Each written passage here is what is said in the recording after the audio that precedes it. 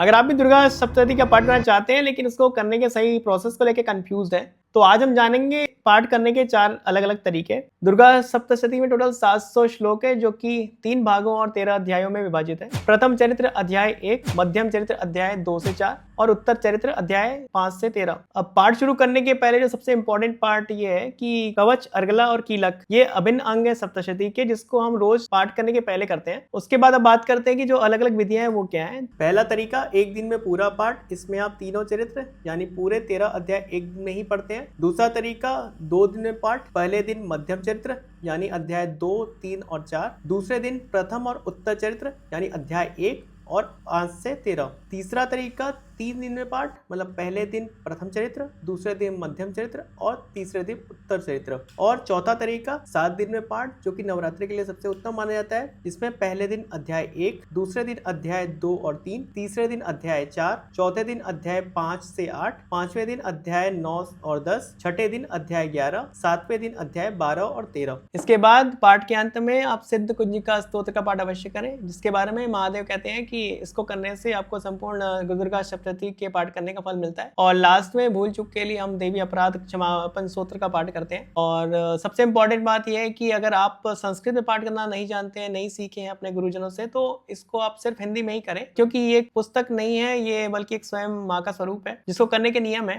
बिना सीखे, बिना सही उच्चारण के संस्कृत में करना उचित नहीं होगा, इसे आप सिर्फ हिंदी में ही करें। हर हर महादेव।